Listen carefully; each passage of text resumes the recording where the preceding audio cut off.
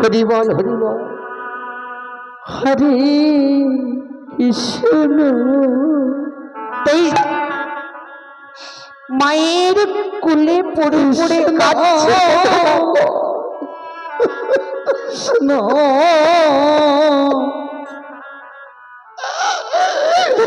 হরে আমায় একটু খেতে দাও না মা, আমার ভীষণ ক্ষুধা পেয়েছে। হে হরে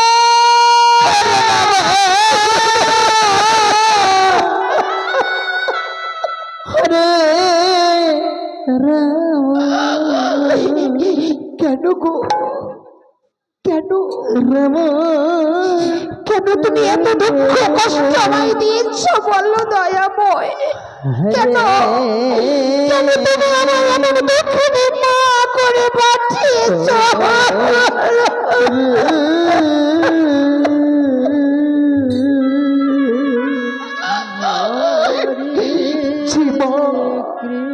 ক্ষুধার্ত সন্তানের মুখে এক মুষ্টি অন্ন তুলে দিতে পারে না, সে মায়ের বেঁচে থাকা উচিত নয়।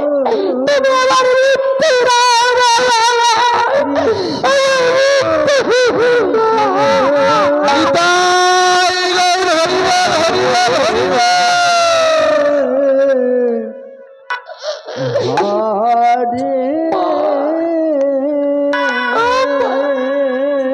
তুমি কাঁদছো মা? তোমার কাছে খেতে চাইলে তোমার বড় কষ্ট হয়, তাই না মা? বেশ, এই দেখো আমি আর তোমার কাছে কখনো খেতে চাইব না।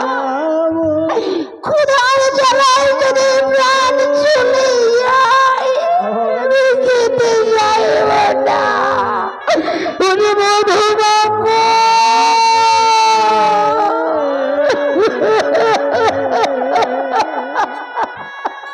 হরে কৃষ্ণ এমন করে বলিস না বাবা। হরে আমি যে পারি না, আমি পারি না তোর নয়ন জল সইতে। কৃষ্ণ জানিস কৃষ্ণ তোর বাবা ভিক্ষায় গেছে। তোর বাবা ফিরে এলে আমি তোকে অনেক করে খেতে দেবো বাবা, তোর উদার পরিপূর্ণ করে আমি খেতে দেবো।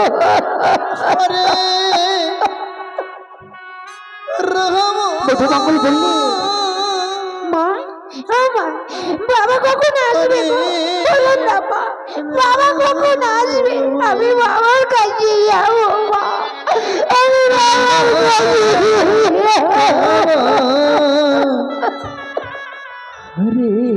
হতভাগিনী মা কাঁদছে, নয়ন জলে ভোগ ভেসিয়া।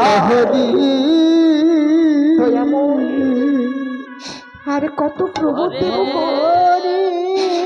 সন্তানকে, আমি কত প্রবোধ দিয়ে রাখবো? হরি মধু